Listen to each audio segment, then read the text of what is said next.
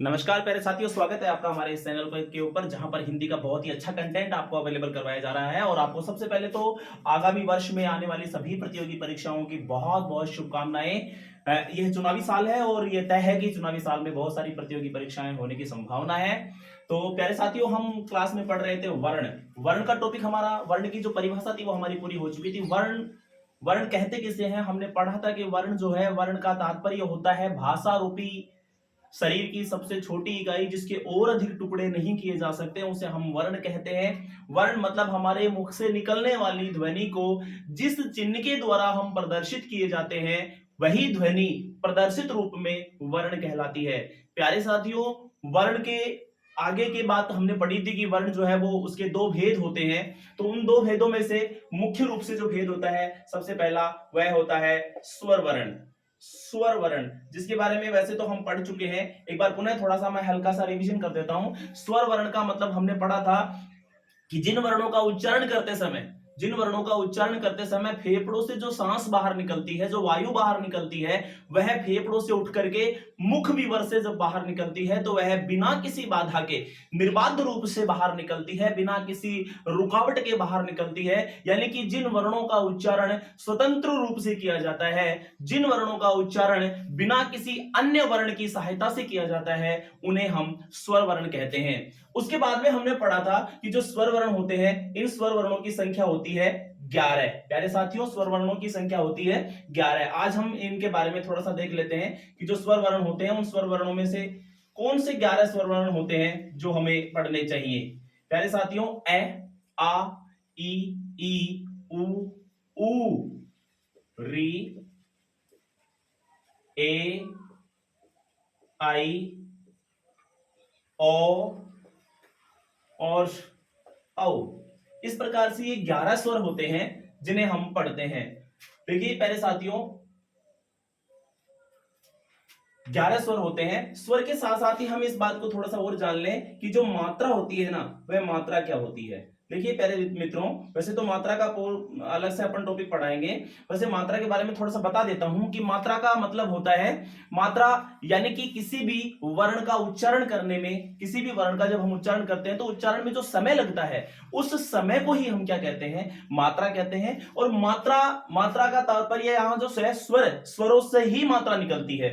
मात्रा हमेशा स्वर की होती है, व्यंजन की कभी कोई मात्रा नहीं होती है। मात्रा हमेशा स्वरों की होती है। और दृश्य रूप में मात्रा देखी जाए, यानी कहने का मतलब जो मात्राएं होती हैं, वैसे 11 स्वर होते हैं। इन स्वरों की जो संख्या होती है, इन स्वरों की संख्या 11 होती है। प्यारे साथियों, इन 11 के अंदर, ये जो 11 संख्या होती है, इन 11 के अंदर अगर दृश्य रूप में मात्राओं की संख्या देखी जाए तो दृश्य रूप में मात्राओं की संख्या केवल 10 होती है। केवल 10 होती है। मात्राओं की संख्या केवल 10 होती है। दृश्य रूप में, दृश्य जो मात्राएं होती हैं, यानी कि मात्राओं की जो दृश्य रूप होता है, उस दृश्य रूप में मात्राएं 11 होती हैं। यानी कहने का मतलब यह हुआ कि मात्राएं दृश्य रूप में 11 क्यों होती है। तो देखिए, आइए जानते हैं। अपन जानते हैं पहले साथियों, होता क्या है कि जो ये ए होता है ना, इस ए की कोई मात्रा नहीं होती। इस ए की कोई मात्रा नहीं होती है। आप देखिए, इस ए की कोई मात्रा नहीं होती है। यद्यपि इसकी मात्रा जब हम किसी छंद गणना के अंदर, छंद गणना में काव्य शास्त्र में हम पढ़ेंगे, तब हम इसकी एक मात्रा लगाते हैं, किंतु प्रदर्शित करते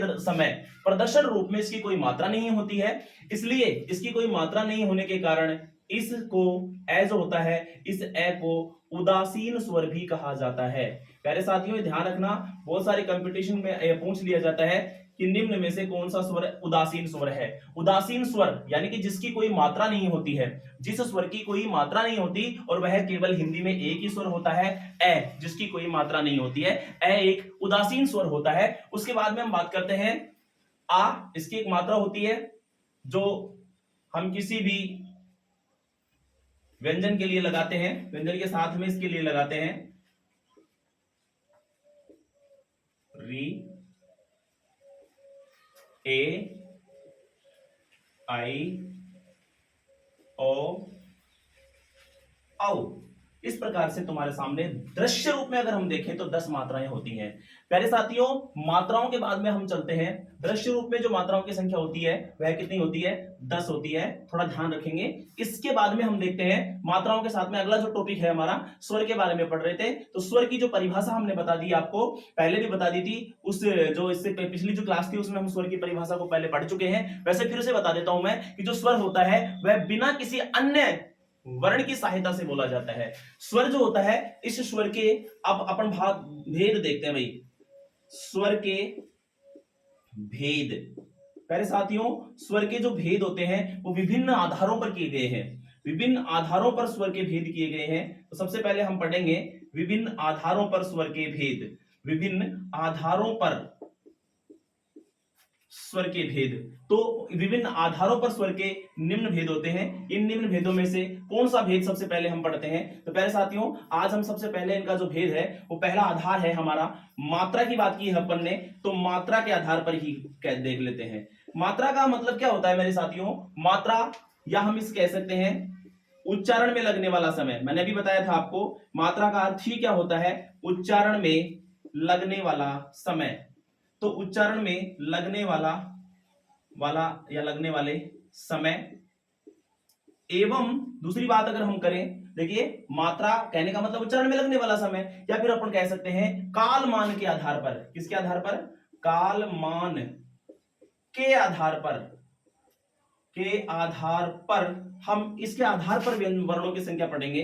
तो इसके आधार पर स्वर जो है वो कितने प्रकार के होते हैं, आज इस विषय में हम चर्चा करेंगे। प्यारे साथियों, संस्कृत व्याकरण से ही हमने हिंदी की व्याकरण को अपनाया है। संस्कृत की व्याकरण ही हिंदी की मूल व्याकरण कहलाती है। और देखिए इसमें जो है, इसमें हम 3 प्रकार के स्वरों के बारे में पढ़ते हैं कि स्वर जो है वो 3 प्रकार के होते हैं, जिनमें सबसे पहला प्रकार होता है ऋस्व स्वर। ऋस्व स्वर, इस ऋस्व स्वर को ही हम मूल स्वर भी कहा करते हैं। प्यारे साथियों, मूल स्वर भी कहा करते हैं।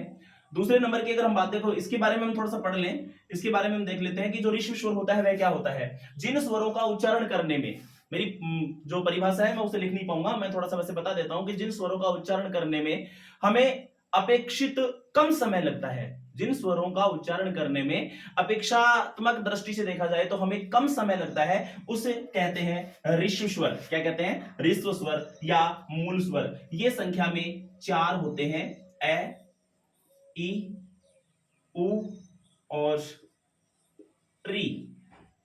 हम री के विषय में भी थोड़ी बात करेंगे। देखिए री के विषय में अपन थोड़ी बात देखते हैं कि जो री होता है, इस री को कुछ विद्वानों के द्वारा, कुछ वैयाकरणों के द्वारा इसे स्वर नहीं माना जाता।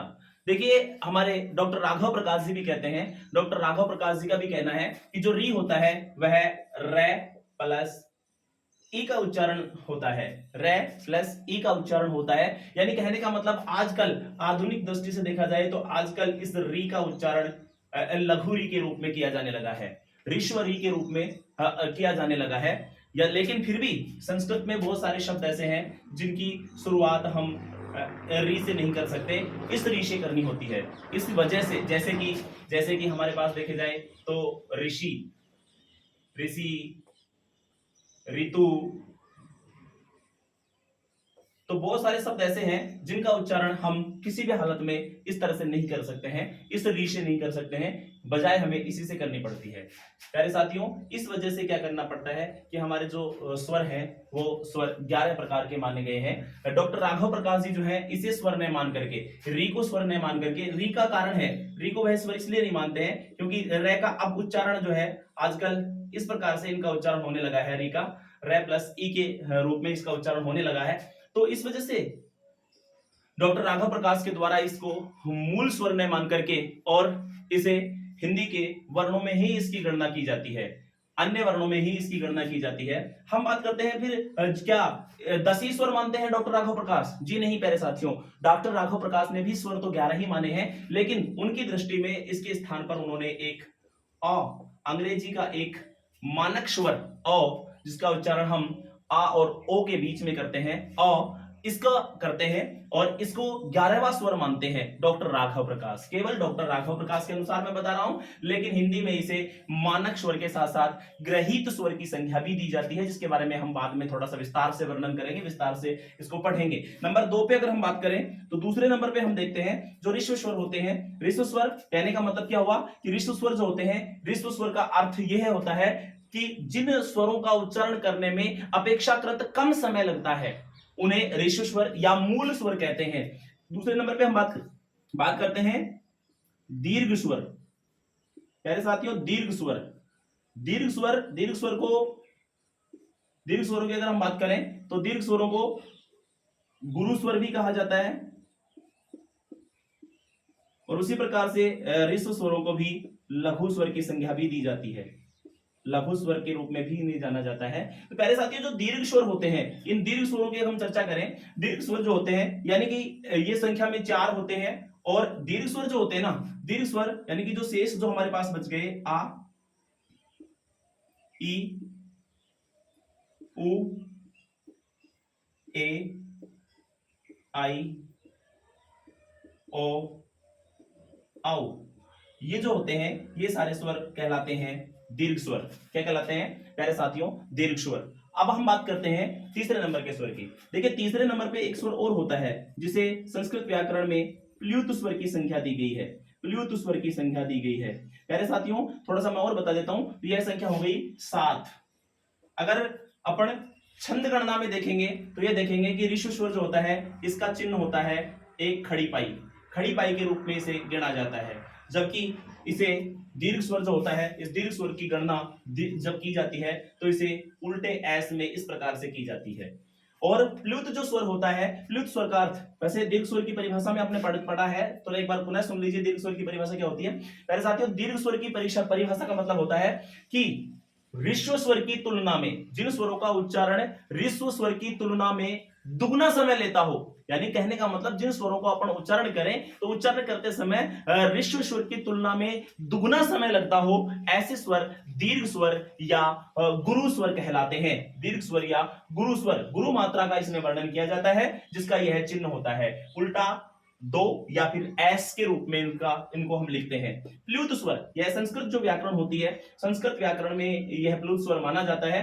हिंदी में भी आजकल इसे अपनाया गया है। प्ल्यूत स्वर का मतलब होता है जिस स्वर का उच्चारण करने में अन्य स्वरों की तुलना में अधिक समय लगता हो, यानी कि जिस स्वर को हम लंबे तक गाते रहे या लंबे तक अपन बोलते रहते हैं, यानी कि फिल्मी गानों में या फिर किसी राग आदि को गाने में जो आलाप किया जाता है, लंबा जो स्वर लिया जाता है, उस लंबे स्वर को, यानी कहने का मतलब जिन स्वरों को बहुत लंबे समय तक बोला जाता हो, जिन स्वरों का उच्चारण करते समय बहुत लंबा समय लिया जाता है, यानी कहने का मतलब अन्य की तुलना में 3 गुना ज्यादा समय लिया जाता है, उन्हें कहते हैं प्ल्यूत स्वर। क्या कहते हैं?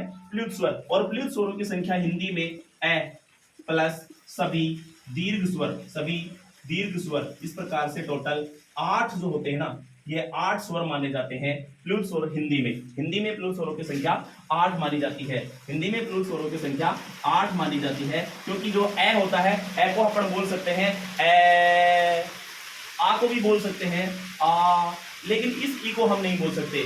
लघु ई को यानी अपन ऋष्व ई को यदि अपन बोलते हैं लंबे समय तक तो वह स्वतः ही क्या बन जाता है? स्वतः ही वह दीर्घ ई बन जाता है। जैसे कि ई से शुरू करते हैं, यदि हम ऋष्व ई का उच्चारण करेंगे ई, तो वह स्वतः ही क्या हो जाता है? पहले साथियों, स्वतः ही वह लघु से गुरु बन जाता है। इसलिए सभी जो दीर्घ स्वर होते हैं, ये सभी दीर्घ स्वर जो होते हैं वह अपने आप में प्ल्यूत स्वर भी होते हैं।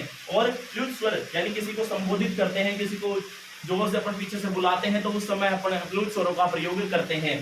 प्ल्यूत स्वरों की संख्या 8 होती है और इनका जो चिन्ह होता है वह 3 के रूप में होता है। पहले साथियों, इस प्रकार से इसका स्क्रीनशॉट ले सकते हैं आप। इस प्रकार से हमारा यह स्वर की गणना होती है।